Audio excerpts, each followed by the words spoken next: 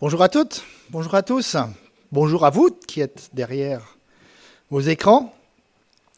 Soyez toutes et tous bienvenus à la bonne nouvelle ce matin. Je suis heureux de vous rencontrer et de vous saluer. Alors bien sûr, nous sommes aujourd'hui dans cette période de ce qu'on appelle la période de l'Avent. Et le mot « avant », c'est un mot qui veut dire « arriver », avènement. Et les chrétiens célèbrent la venue de Jésus-Christ qui est venu dans ce monde pour sauver l'humanité. Et lorsqu'on réfléchit bien en arrière-plan de la venue de Christ, il y a toute une intention de Dieu dans un plan de salut pour toute l'humanité. La Bible dit que Dieu veut que tous les hommes soient sauvés, et les femmes aussi bien sûr, et parviennent à la connaissance de la vérité. La Bible dit aussi que Dieu a tant aimé le monde qu'il a donné son Fils unique afin que ceux qui croient en lui ne meurent pas, mais qu'ils aient la vie éternelle. Et quand on réfléchit à tout cela, eh bien, on s'aperçoit que tout ce que Dieu accomplit est réfléchi, est pensé, est planifié à l'avance. Il ne laisse rien au hasard.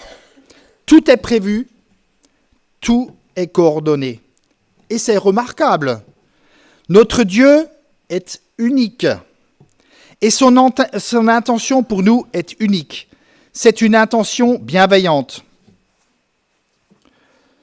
Le psaume 33, 11 dira « Le conseil de l'Éternel subsiste à toujours, et les projets de son cœur de génération en génération. » Et vous connaissez certainement ce passage de Jérémie, pour certains, peut-être pour certains, Jérémie 29, 11, un passage auquel il s'adresse au peuple d'Israël en disant « Je connais, moi, les desseins ou les projets que je forme à votre sujet, projets de paix et non de malheur, afin de vous donner un avenir fait d'espérance. » Et dans un monde sans dessus-dessous, il est bon de s'accrocher à cette espérance vivante.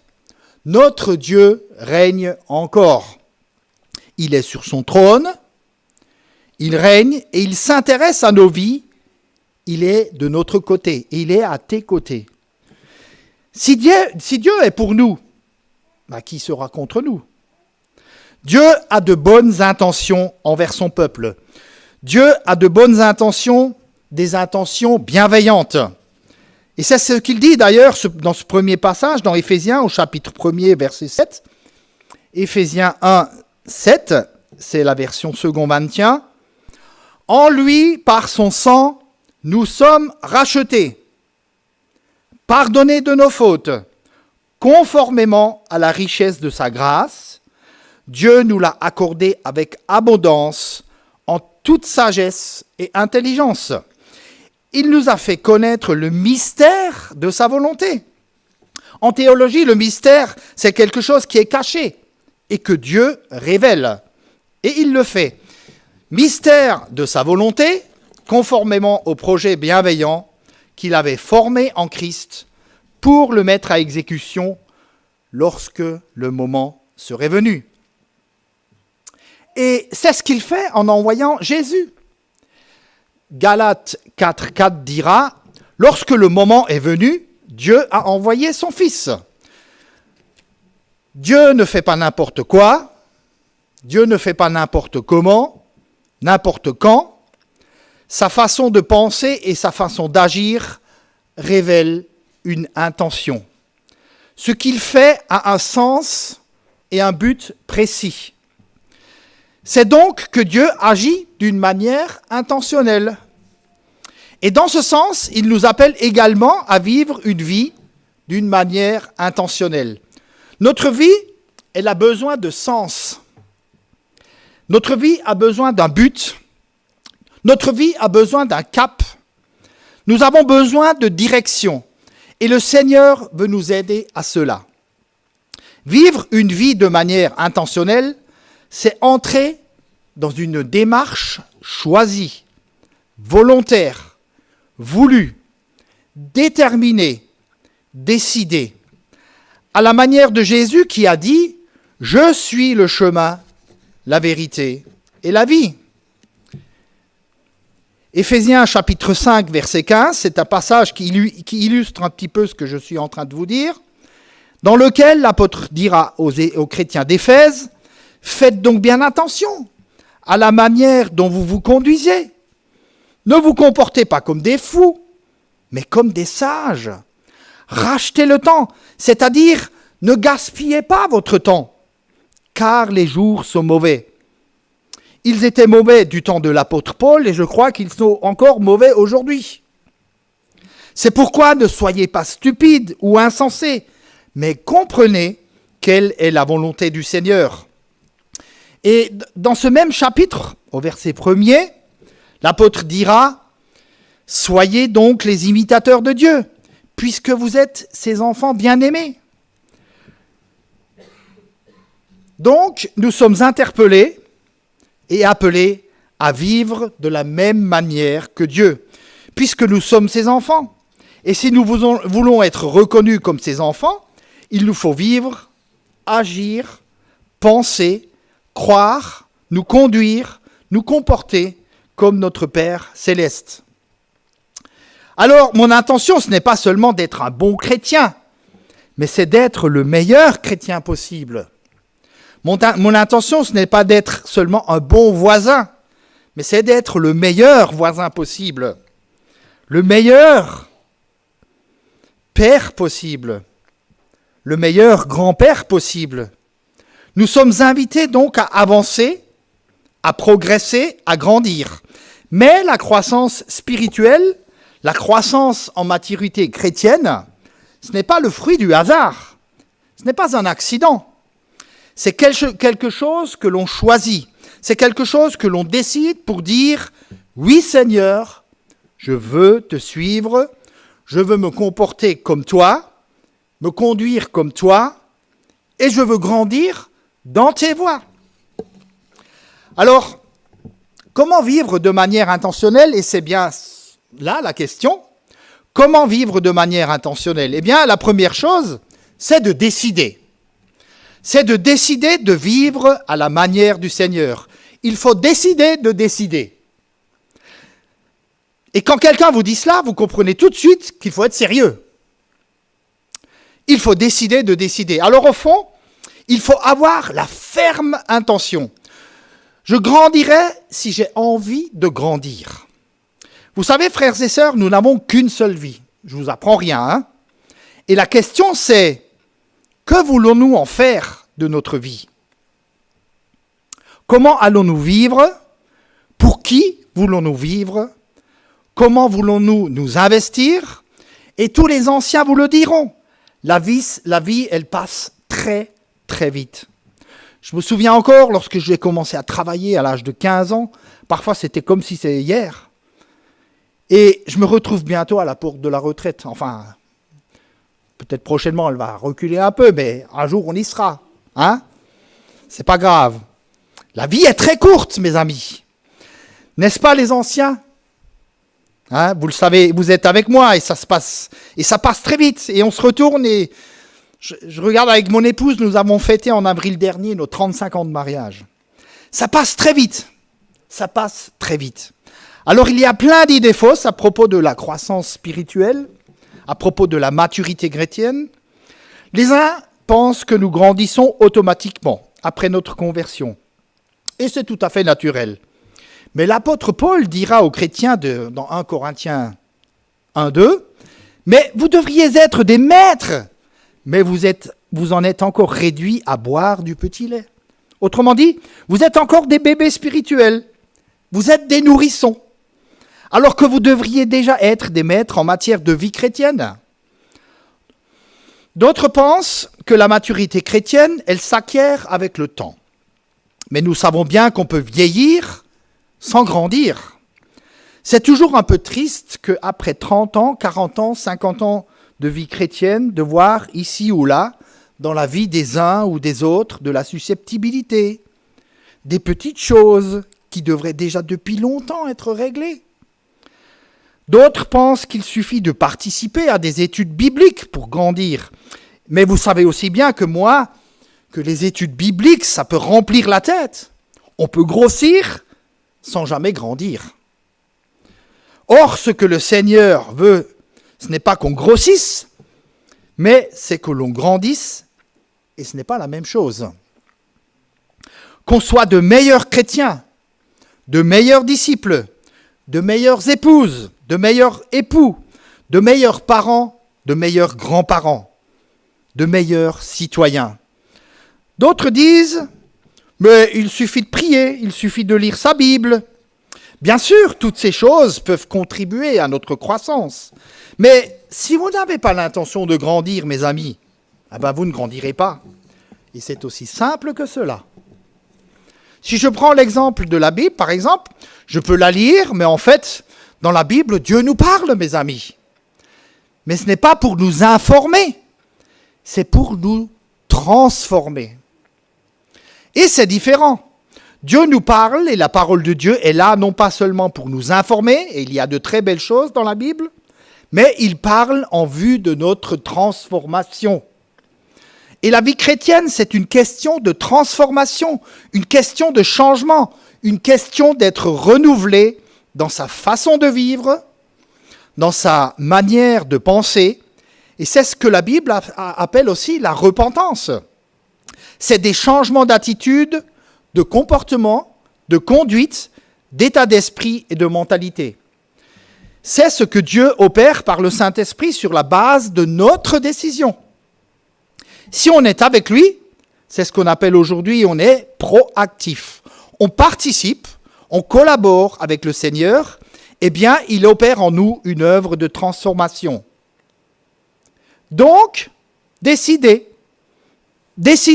Puisqu'on parle de la Bible et de la lecture de la Bible, je vous ai délivré il y a quelque temps du fait d'avoir sa chaise ou son fauteuil. Je ne sais pas si vous vous souvenez de ce message, son canapé ou autre objet pour s'asseoir. Je ne sais pas comment ça va en ce moment pour vous. Mais est-ce que vous avez pris le temps? Est-ce que ça se passe bien? Où est-ce que vous en êtes avec votre chaise?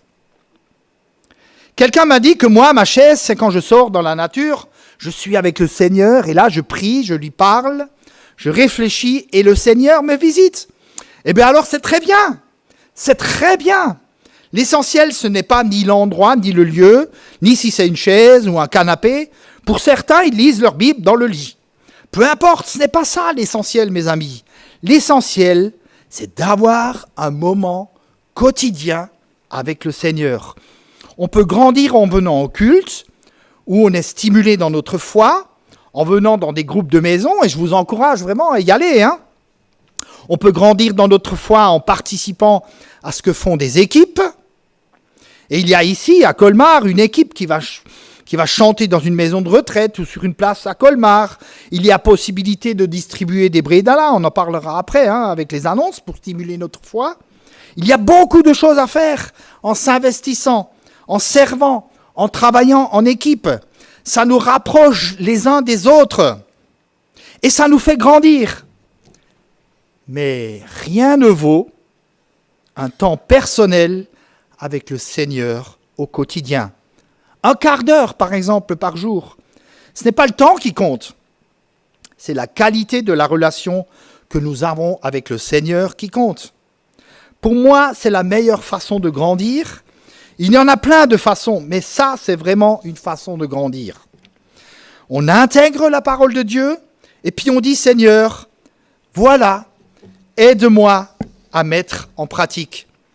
Et c'est la pratique qui est le résultat de notre relation avec le Seigneur. Donc, une lecture suivie.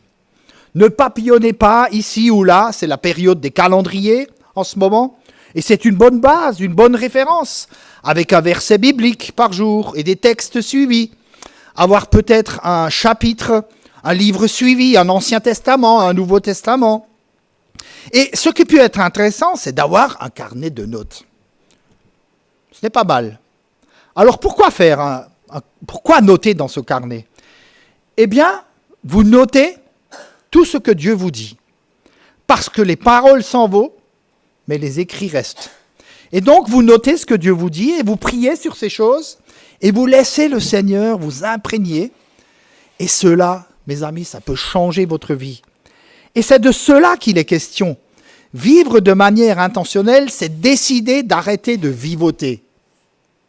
C'est aussi sortir d'une vie routinière, égocentrique, égoïste et me mettre à la disposition du Seigneur pour être en accord dans le prolongement de son intention à lui, de sa volonté à lui. C'est aussi arrêter de fonctionner pour commencer à accomplir quelque chose. Il y a une grande différence entre fonctionner et accomplir. Par exemple, dans les lettres de l'Apocalypse, le Seigneur est en train de parler à Jean, qui est en train d'écrire ses lettres pour les églises d'Asie mineure, ce qui est aujourd'hui la Turquie. Il est en train d'écrire et il est en train d'interpeller les églises. Et parmi ces constatations, le Seigneur dit aux églises, « Je connais tes œuvres, je connais ton travail, je connais ta persévérance. » Les églises fonctionnaient, ça tournait. Mais Jésus n'était plus au milieu des églises. Il n'y avait plus de relation, plus de contact. Les églises avaient perdu leur premier amour, leur passion pour Jésus, et le Saint-Esprit ne pouvait plus agir. Les églises fonctionnaient, mais elles étaient en train de mourir. Alors on peut fonctionner comme cela un certain temps. Mais nous avons besoin, mes amis, d'un contact vivant, d'une relation vivante avec le ciel, avec le Seigneur, pour vivre une vie intentionnelle. Alors ma question ce matin est celle-ci. Qu'est-ce que je suis en train d'accomplir en ce moment ? Que sommes-nous, même en tant qu'Église, en train d'accomplir ? Que sommes-nous en train de construire ? Parce que toute l'Église est impliquée dans une vie intentionnelle de la part du Seigneur. Est-ce que l'Église participe à ce ministère ? Est-ce que les hommes, femmes, jeunes, moins jeunes, nous sommes impliqués ? Sommes-nous en progrès ? Et si le Seigneur passait ce matin avec son bulletin, qu'est-ce qu'il y mettrait comme remarque ? Bon travail ? Bien ? Assez bien ? Très bien ? Je ne sais pas ? Peut mieux faire ? Il y a des élèves qui ont souvent cette remarque. Peut mieux faire. Moi, je crois qu'on peut toujours mieux faire. Et rien n'est trop grand et trop beau pour le Seigneur. Vous êtes d'accord avec moi ? Quand on voit tout ce qu'il a fait pour nous, il me semble que toute notre vie devrait être consacrée par un engagement sans faille. Paul dira à Timothée que tes progrès soient évidents pour tous. Vous savez, ma plus grande joie, c'est quand quelqu'un me dit « Ah, je crois bien que Dieu est avec toi. Le Seigneur est avec toi. » Et du coup, je renvoie la balle en disant « Mais tu sais, il peut aussi être avec toi. Il voudrait être avec toi. » Nous n'imaginons pas ce que notre entourage perçoit de notre témoignage. Je crois que nous avons autour de nous des hommes, des femmes, un monde en recherche. Ils ne savent pas qu'ils sont à la recherche de Dieu. Ils ne le savent pas. Mais lorsqu'ils voient des chrétiens, des chrétiennes, des disciples de Jésus vivre leur foi tout simplement et tout naturellement, ils sont attirés. Ils ont envie. Je voudrais ce que tu as. Bon, la plupart du temps, ils ne veulent pas payer le prix. Ça, c'est autre chose. Mais il faut se convertir, mes amis, pour avoir ce que nous avons. Frères et sœurs, prenons au sérieux notre croissance spirituelle. C'est peut-être une révélation pour quelqu'un ce matin ici. Et oui, je suis responsable de ma propre croissance spirituelle. Je suis responsable de mes progrès. Parce que Dieu ne fera pas sans moi. Il veut que je participe pleinement à ma transformation. Vivre de manière intentionnelle, deuxièmement, ça peut être un combat. Un combat contre l'adversaire, un combat contre l'adversité, un combat contre nos mauvaises habitudes. Alors oui, nous voulons aller vers les sommets, vers le plus beau et vers les valeurs de l'Évangile, Mais en même temps, nous voulons grandir et en même temps, nous avons d'un autre côté des habitudes qui nous tirent vers le bas. Et tout l'art consiste à nous mettre à la disposition du Seigneur, à réfléchir, à voir ce qui ne va pas, à travailler sur les mauvaises habitudes. Et là, je parle aux jeunes ici. Il y a plein de jeunes ici. Vous qui n'avez pas encore pris beaucoup de mauvaises habitudes, enfin ça dépend. Mais lorsqu'on vient à Jésus jeune et qu'on s'attache à lui jeune, on prend plus facilement de bonnes attitudes que quand on arrive âgé vers le Seigneur. Si vous avez vécu sans Dieu pendant 40, 50, 60 ans ou plus, c'est beaucoup plus difficile de prendre de bonnes habitudes. Vivre de manière intentionnelle, c'est aussi se battre contre nos complexes, se battre contre nos peurs, peut-être contre nous-mêmes, parce que quelquefois, nous sommes notre pire ennemi. Martin Luther le disait, un de ses points forts qu'il avait relevé, il le disait lui-même, qu'il était lui-même parfois son pire ennemi. Son pire ennemi. Est-ce que c'est vrai pour moi ? Certainement. L'apôtre Paul, qui donne des directives à Timothée pour qu'il puisse vivre de manière intentionnelle, dira « Combat le bon combat de la foi ». Et puis 1 Timothée 4, 6, « Nourris tes paroles de la foi et de la bonne doctrine ». 4, 8, « Exerce-toi à la piété ». 4, 12, « Efforce-toi d'être un modèle pour les croyants ». 4, 14, « Ne néglige pas ton ministère ». 4.15, prends ces choses à cœur et applique-toi tout entier à elles. Autrement dit, s'il parlait aujourd'hui, il dirait travaille, vise, conduis-toi, comporte-toi d'une manière intentionnelle, sois déterminé, choisis, décide, prévois. Mes amis, jamais nous ne pourrons écarter de notre vie des notions comme l'effort, le sacrifice, notion de combat. Est-ce qu'on pourrait imaginer, par exemple, un étudiant qui réussit brillamment dans son cursus et vous lui posez la question, mais comment tu en es arrivé là ? Ah, mais je ne sais pas, c'est venu comme ça. Ou un chef d'entreprise qui réussit et vous lui posez la question, mais comment tu y es arrivé ? Qu'est-ce que tu as fait ? Comment ça s'est passé ? Oh ben, je sais pas, c'est venu tout seul, comme ça, les clients sont arrivés un jour. Non, ça marche pas comme ça. C'est qu'il y a eu du travail, il y a eu des efforts, de la réflexion, il y a eu tout un travail. Et parfois, c'est un combat. En anglais, on dit « no pain, no gain ». En alsacien ou en allemand, on dit « ohne Mühe, keine Brühe ». Alors je traduis, sans effort, eh bien, il n'y a pas de résultat. Vous voyez ? Et nos anciens, ils en savaient quelque chose. Ils en savaient quelque chose. Et c'est la vérité. Et c'est la même chose sur le plan spirituel. Et la plupart du temps, vous savez ce qu'il faut combattre ? Est-ce que vous savez ce qu'il faut combattre la plupart du temps ? Ben moi, je pense que c'est la paresse. La paresse pour avancer dans la vie spirituelle. Il faut combattre la paresse. Et ce n'est pas si simple, mais je pense qu'il faut en parler. La paresse, c'est le refus de faire des efforts. Moi, je bénis Dieu pour notre Église où l'on fait des efforts. Évidemment, chacun est libre et volontaire. Et notre service est fait avec joie.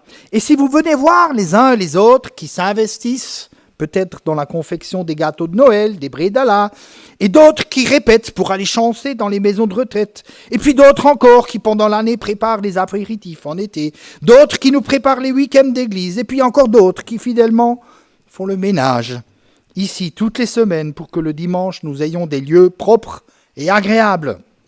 Nous sommes nombreux dans cette église à faire des efforts, et je remercie le Seigneur pour ça.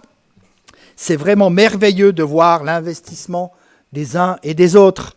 Et je ne manque pas de parler des musiciens, des moniteurs de l'écodim, des personnes qui gardent vos enfants à la garderie, puis le groupe de conseil d'église, les anciens. Enfin, c'est merveilleux. Et c'est de la joie. Il y a plus de joie à donner qu'à recevoir, mes amis. Et je bénis Dieu pour l'église ici, la bonne nouvelle, pour cela. cette belle image, cette bonne atmosphère, jeunes, moins jeunes, parfois côte à côte, main dans la main, en train de bénir les habitants qui viennent parfois nous voir et toute la ville de Colmar. C'est à cela que nous sommes appelés, mes amis. C'est l'intention de Dieu pour la bonne nouvelle. C'est que nous bénissions notre ville, notre région. Donc la paresse, c'est le refus de faire des efforts. Un écrivain français du nom de Jules Renard a écrit ceci. La paresse, c'est l'habitude prise de se reposer avant d'être fatigué. C'est bien dit, hein? La paresse, je répète, la paresse, c'est l'habitude prise de se reposer avant d'être fatigué. Alors, il y a plusieurs formes de paresse. La paresse qui peut être le refus de l'effort physique. Et le livre des Proverbes a énormément de choses à dire sur cette notion de paresse. Je vous en cite juste un. Le paresseux met la main dans le plat, mais n'a pas le courage de la ramener. C'est terrible ça, hein? Terrible. Un vieux grand-père me disait un jour qu'en parlant de ces choses, il disait que de vivre de manière intentionnelle, c'est savoir ce qu'on veut et faire ce qu'il faut pour y arriver. Autrement dit, se donner les moyens. Moi, je m'oblige régulièrement à lire des livres, alors que j'aime pas lire, pour m'informer et prendre du temps pour préparer régulièrement des messages ici, que je délivre ici ou là. Et puis, je m'oblige aussi à rester fidèle aux engagements que j'ai pris ou que je prends dans mon travail, par exemple. Lorsque j'ai changé de métier et que j'ai discuté avec mon employeur actuel, tout au début, avant de me former au métier de la conduite d'autocar, celui-ci me disait qu'il avait mis tous ses espoirs dans des personnes qui l'ont lâché après 2 ou 3 mois de travail dans l'entreprise. Il craignait que moi aussi, qui venais d'un bureau, je ne resterais pas après m'avoir financé ma formation. Alors je lui ai dit que quand je m'engage, eh bien je reste, quoi qu'il en coûte. Et quelques années après, lorsque je croise la personne qui m'a embauché, il me regarde d'un air soulagé. Je le sens, hein. Et je lui ai dit une fois, alors vous voyez, hein, ça fait 3 ans, ça fait 4 ans, ça fait 5 ans que je suis là. J'ai tenu ma promesse, hein, de rester. Et puis il rigole, il me dit, oui, c'est vrai, j'ai misé sur un bon cheval. Et puis vous voyez, c'est un témoignage là que vous laissez. Car lorsque vous confiez un service, ils savent qu'ils peuvent compter sur vous. Alors bien sûr, parfois on abuse de votre disponibilité, hein, puis il faut parfois mettre des freins. Mais quand même, lorsque vous vous engagez et que vous n'êtes pas paresseux et que vous tenez les promesses, eh bien, vous avez beaucoup moins de problèmes et de refus lorsque vous avez besoin d'un jour de repos ou autre besoin. Il y a aussi la paresse mentale. Par exemple, la procrastination. Oh là là, qu'est-ce que c'est que ce mot? La procrastination.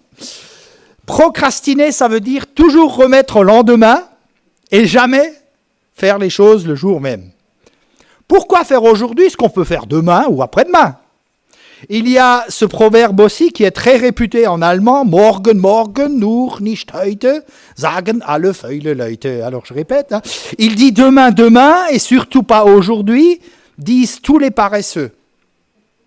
Jean-Jacques Goldman a une chanson que vous connaissez peut-être dans laquelle il dit « Je commence demain ». Mais moi, je crois que demain commence aujourd'hui, mes amis. Demain commence aujourd'hui. Les statistiques montrent que si vous ne faites rien avec les messages qui vous sont donnés, dans les 3 jours qui suivent, les messages, vous ne changerez rien à votre façon de vivre. Ça, c'est les stats. Si dans les 3 jours, je ne fais pas quelque chose à partir de ce que j'entends, que ce soit des CD, que ce soit des messages, quelque chose qui m'interpelle, qui vient me chercher, si je ne fais rien dans les 3 jours, ce sera un message de plus, un culte de plus, mais cela n'aura aucun impact sur ma vie en termes de changement, de croissance spirituelle.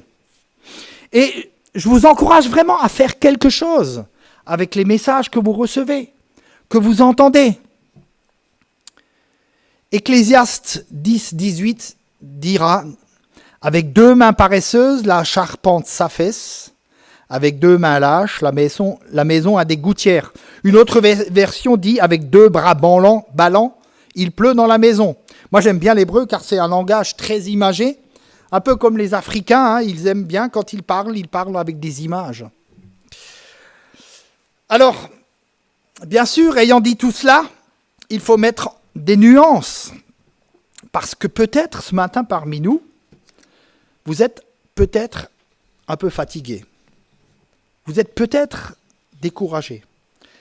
Et puis, moi je ne suis pas là dans le jugement, on n'est pas là dans la condamnation, et on est bien d'accord. Mais peut-être que vous avez besoin d'être encouragé. Peut-être avez-vous besoin de sommeil, peut-être avez-vous besoin, voilà tout ça. C'est une question d'équilibre et de mesure. Mais d'une manière générale, si on veut donner un sens et un cap, une direction à notre vie, il faut faire ce qu'il faut. On est d'accord. Combattre la paresse intellectuelle. Dieu nous a donné un cerveau, et ce n'est pas pour remplir la cavité creuse de notre crâne, c'est pour qu'on s'en serve. Et puis la paresse, finalement, elle peut se présenter sous forme de refus. Par exemple, refuser d'affronter de nouvelles situations. C'est de la paresse. Refuser de réfléchir. Depuis maintenant plusieurs mois, j'ai accepté de m'engager à faire un peu de tourisme. Beaucoup de mes collègues ne veulent pas s'engager là-dedans car il faut réfléchir, préparer les voyages, organiser ses temps de conduite. Et puis lorsque vous êtes en tourisme, on vous colle sur des lignes que vous n'avez jamais faites, vous ne connaissez pas les arrêts, vous ne connaissez pas forcément les petites astuces pour contourner une route barrée, etc. Il faut beaucoup plus réfléchir quand vous faites du tourisme que quand vous êtes tous les jours sur la même ligne, 4 ou 5 fois par jour, vous faites l'aller-retour. Réfléchir. Refuser de faire un bilan aussi, ça peut être de la paresse. Et même, j'allais dire, certaines personnes refusent de se convertir par paresse. Car au fond, elles refusent de réfléchir, de peur qu'en réfléchissant, elles soient amenées à se remettre en question. Vous voyez ? Ça peut être de la paresse. Refuser des problèmes que je dois régler, refuser d'assumer ma part de responsabilité dans ma croissance personnelle, dans la croissance collective. Je crois que chacun et chacune, nous avons notre part.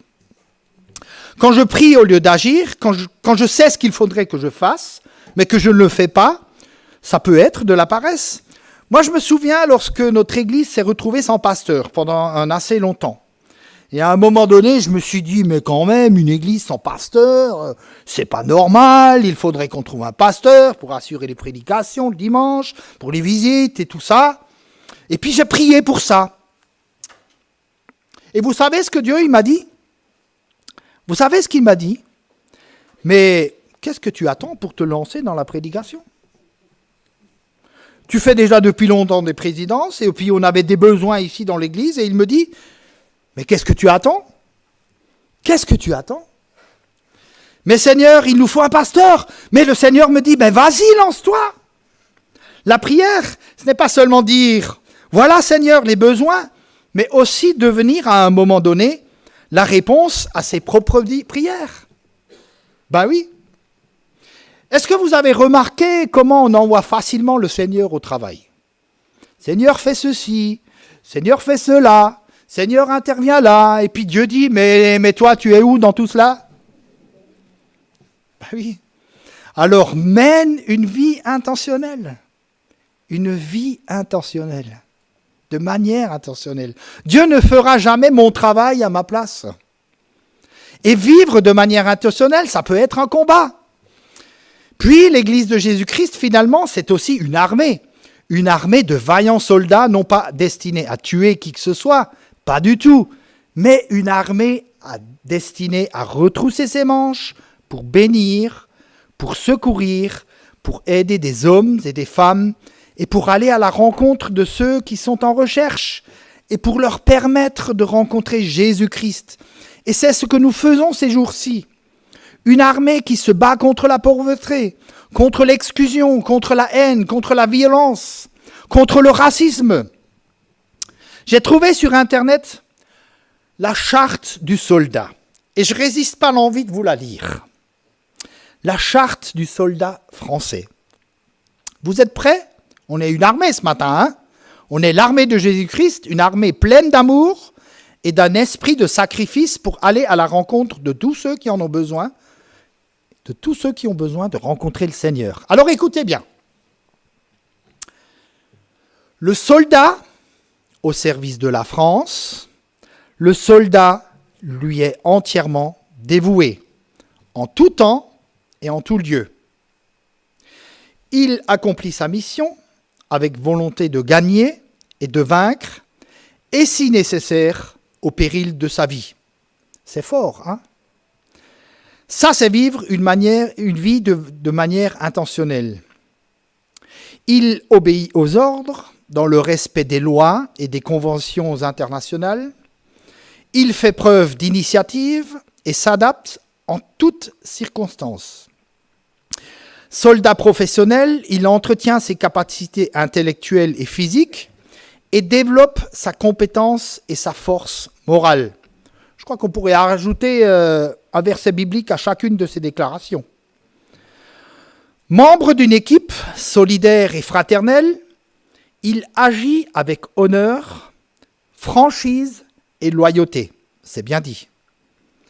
Attentif aux autres et déterminé à surmonter les difficultés, il œuvre pour la cohésion et le dynamisme de son unité. Il est ouvert sur le monde et la société et en respecte les différences. Il s'exprime avec réserve pour ne pas porter atteinte à la neutralité des armées en matière philosophique, politique et religieuse. Fier de son engagement, il est toujours partout un ambassadeur de son régiment de l'armée de terre et de la France.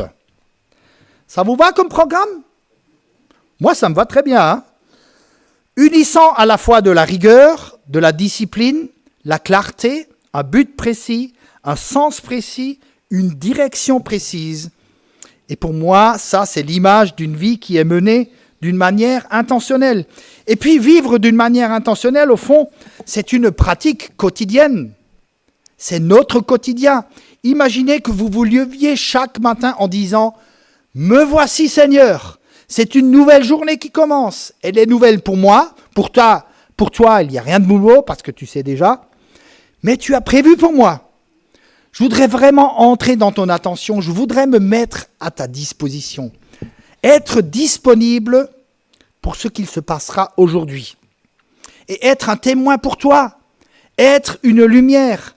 Et c'est ce que nous sommes appelés à être, mes amis. Nous sommes sel de la terre, lumière du monde. Oui, Seigneur, je voudrais cela. Je pense qu'il faut qu'on puisse aussi se regarder soi-même sur au moins 3 points. C'est les 3 C. On utilise ces 3 C quand on parle de leader, de leadership, des responsables. Ils doivent travailler sur leur caractère, sur leurs compétences et aussi sur leurs connexions. Les 3 C. Compétences, on connaît ça. Les connexions, c'est tout ce qui est de la communication avec les autres, le relationnel. Mais le plus important, certainement, c'est le domaine du caractère. Les gens vont oublier vos compétences. Ils vont oublier ce que vous étiez capable d'accomplir. Mais ils n'oublieront jamais qui vous avez été. Regardez par exemple une personne qui est très compétente dans un domaine, très connectée, mais si cette personne a un caractère de cochon, une attitude désagréable, vous ne vous souviendrez que de ça. Il connaît son métier, mais qu'est-ce qu'il est vulgaire, ou immoral, ou je ne sais quoi encore. Vous voyez? Vous ne vous souviendrez de cette personne que de son caractère. Un autre exemple, lorsqu'on va à un enterrement, lorsque quelqu'un a été une bonne personne, en disant « Oui, c'est vrai », mais ils n'oublieront jamais qui vous avez été. Le mot caractère, c'est le mot karataïn. En grec, ça veut dire empreinte, marque, trace. Et Dieu est intéressé de mettre en nous l'empreinte de Christ. Le but de la croissance chrétienne, de la croissance spirituelle, c'est de nous rendre semblables à Jésus. C'est ça le but du Seigneur pour nous. Dieu s'intéresse à ce qui est gravé en nous. Il veut voir les marques de Christ. Et l'apôtre Paul dira aux Corinthiens, vous êtes une lettre de Christ. 2 Corinthiens 3:3. Gravée non pas avec de l'encre, mais de l'Esprit de Dieu. Quelles sont les dernières empreintes? Les dernières traces? les dernières marques que le Seigneur a pu mettre dans ta vie, dans ma vie?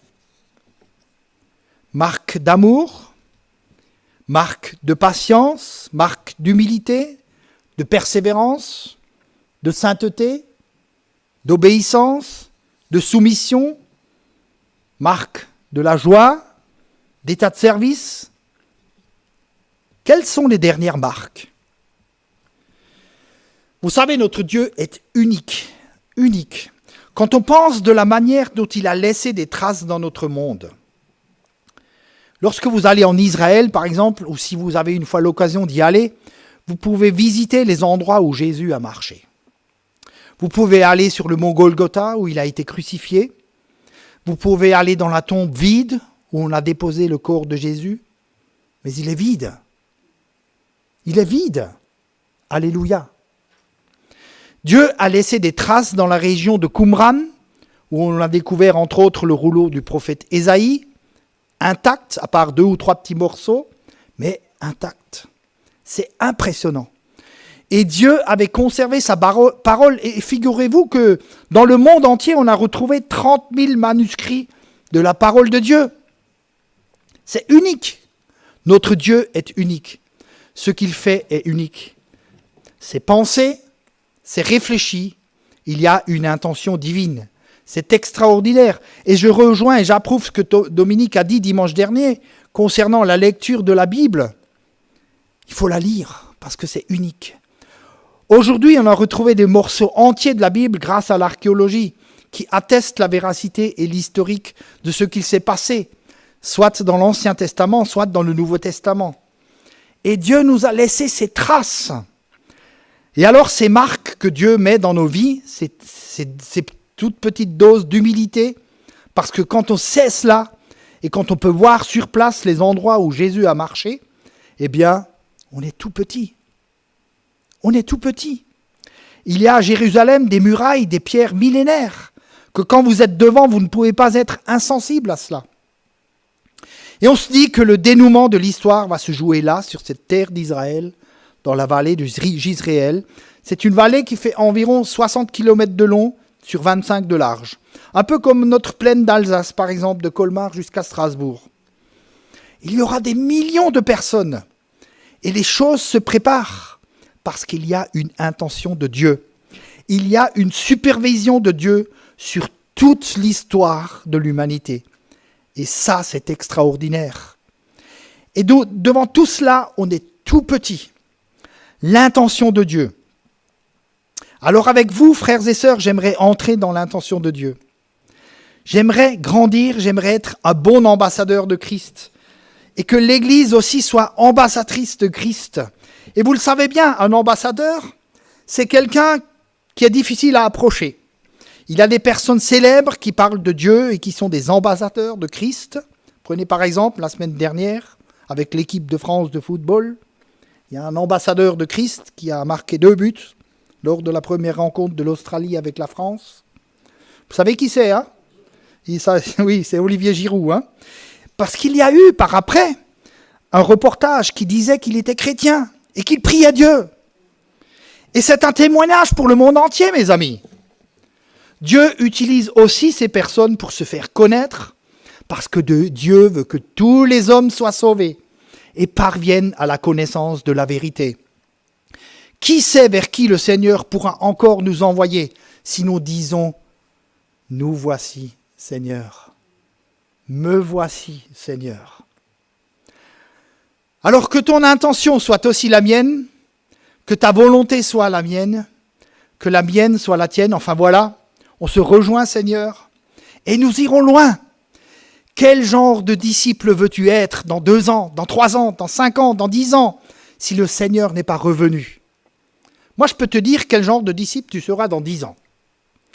Tu seras dans 10 ans ce que tu es aujourd'hui, plus les moments passés avec Dieu, plus tous les livres que tu auras pu lire, plus les messages que tu auras entendus qui t'auront marqué et avec lesquels tu auras fait quelque chose, plus les gens que tu auras fréquentés, plus les formations à lesquelles tu auras participé, plus les temps de prière et des sacrifices, plus toutes les bonnes décisions que tu auras prises, et plus les voyages que tu auras pu faire, puisque tout ça pourra contribuer à élargir notre perception de ce que Dieu est en train de faire, de son intention pour nous.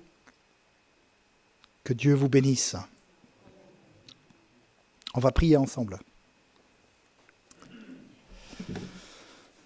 Seigneur, nous te remercions parce que tu as de bonnes intentions à notre égard. Des bonnes intentions pour ton Église ici à Colmar. Des bonnes intentions pour le monde entier. Tu as donné ce que tu avais de plus précieux, de plus cher. Et à notre tour, nous sommes devant toi ce matin pour te dire aussi, nous voici Seigneur. Me voici Seigneur. Me voici pour accomplir ta volonté. Seigneur, parle, conduis Seigneur et aide-nous à discerner ta pensée. Alors que nous nous engageons avec toi pour vivre d'une manière intentionnelle. Bénis ton Église, bénis nos frères et sœurs, bénis ton peuple ici sur Colmar, et tout particulièrement pendant cette période de Noël, alors que nous serons, Seigneur, dans ces endroits où tu nous envoies, soit pour chanter, soit pour distribuer des brédalas, ou toute autre intention que nous avons programmée. Bénis ces contacts, bénis ces entretiens, ces moments. Fais rayonner ta lumière, ta parole au travers de ton Église. Aide-nous, aide-moi à vivre d'une manière intentionnelle pour ta gloire et pour le salut du plus grand nombre. C'est dans le beau nom de Jésus que je te prie.